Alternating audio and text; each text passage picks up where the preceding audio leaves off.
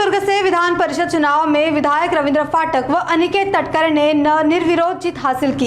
इसी पृष्ठभूमि पर मीडिया से बातचीत के दौरान विधायक नीलेश राणे ने नवनिर्वाचित विधान परिषद सदस्यों को शुभकामनाएं देते हुए रायगढ़ जिले के पालक मंत्री पद को लेकर अपनी स्पष्ट प्रतिक्रिया साझा की।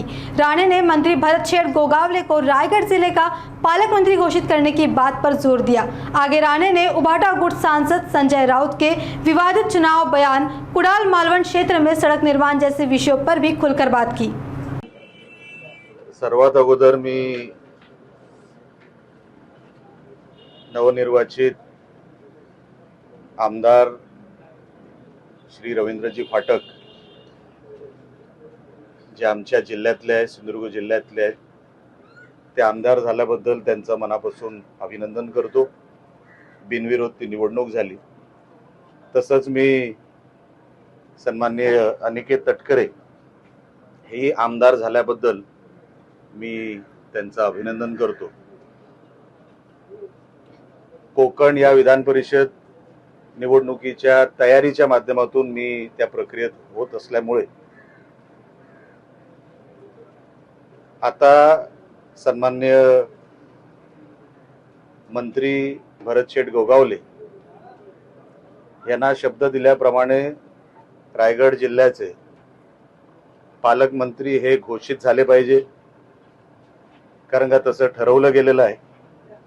ती प्रक्रिया आता लवकरात लवकर पूर्ण झाली पाहिजे ही मागणी आमची शिवसेनेच्या वतीने आहे।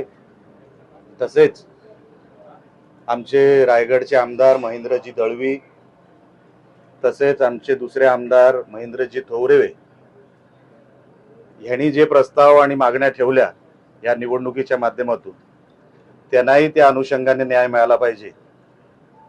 कारण का आता शिवसेनेची भूमिका प्रामाणिकपणे पार पाडली।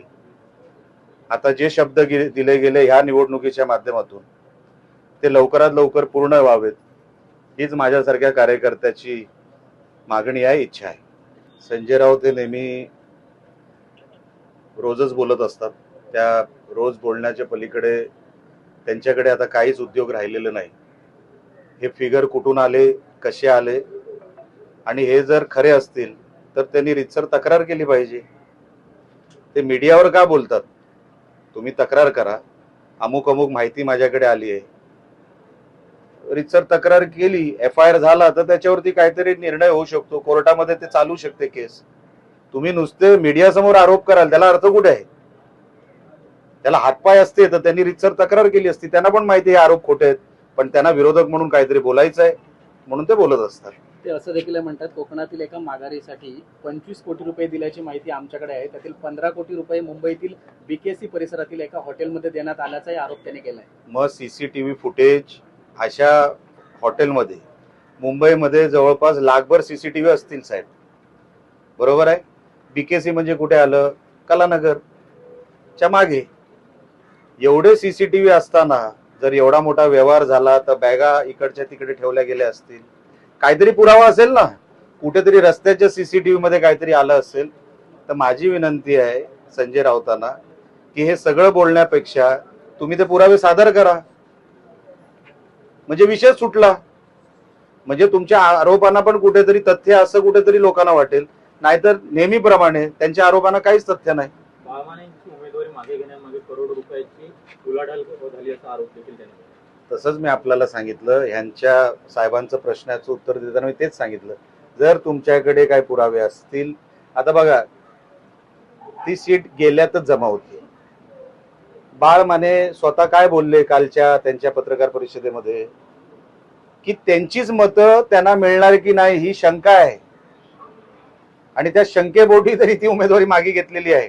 म्हणजे उभाटाचीच मतं त्यांना मिळतील का नाही, म्हणजे इन शॉर्ट महाविकास आघाडीची मतं त्यांना मिळतील का नाही ही त्यांना शंका होती। तुमची मतं तुम्हाला शाबूत ठेवता येत नाही।